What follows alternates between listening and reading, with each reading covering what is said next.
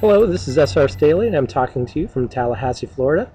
I was recently asked by an 8th grade teacher to come in and talk about the art of writing a novel. And I thought, of course, this might make sense since I've written 2 novels, The Pirate of Panther Bay and Warrior Soul. But what I found when I got into the classroom is that things didn't quite go the way I'd expected them to. I thought I'd start out talking about the craft of starting a novel, of writing a novel, and some of the most important things about the very beginning is that you need to establish in the first couple of pages the action, the key characteristics of a character, and some sort of a sense of the arc, where you're going to end up at the end of the novel compared to where you are at the beginning of the novel. And I thought I'd start out, and I did start out, with talking about Suzanne Collins' The Hunger Games, because it's a great book, and it's really masterfully written. Then, after talking about The Hunger Games, I would talk about my first novel, The Pirate of Panther Bay. I thought this would be particularly useful as a teaching tool because the original beginning to the book, in fact, didn't end up being the beginning. I ended up burying it about halfway into the story because it really didn't have the elements that I thought were necessary for crafting a good novel. So then what I did was read from what was the original beginning to The Pirate of Panther Bay. And this starts on page 147 in the book. Isabella hoisted herself impatiently up a rope as the sharp reports of pistols and muskets buffeted the air. She lifted herself over the railing and plopped on the aft deck. Bodies littered the wood around her as she ducked defensively.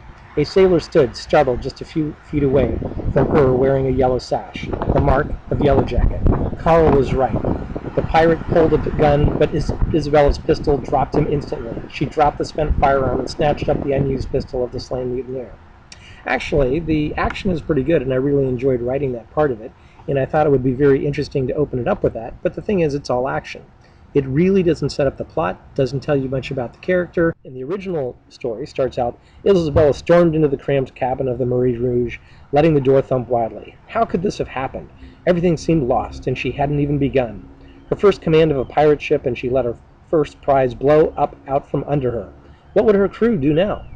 So it sets up the plot, and in many ways it's a much more artful way to begin a novel.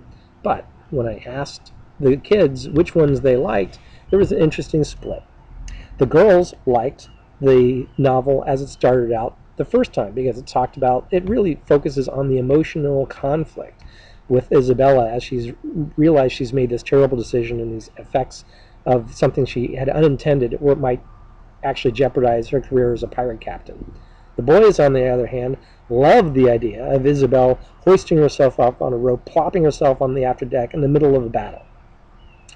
And the thing is, what's interesting about this is that it reminded me how important it is to understand the perspective of your readers. And in fact, boys and girls process the action and the ideas in the story very differently.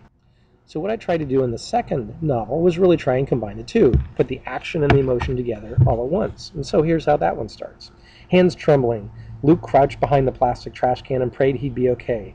The crumbling brick wall should have been enough to hide him. The rattling chains from belts and scattering rocks from scurrying boots warned him it might not. Stay quiet and out of sight, he told himself. That's all I have to do.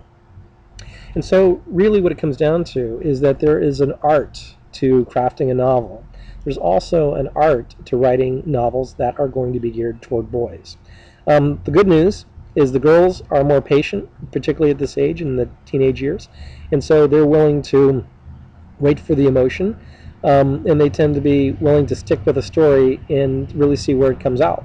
So at the end of the day, if you're going to write for boys, you need to make sure the action's there, but you also need to make sure the emotional conflict is there.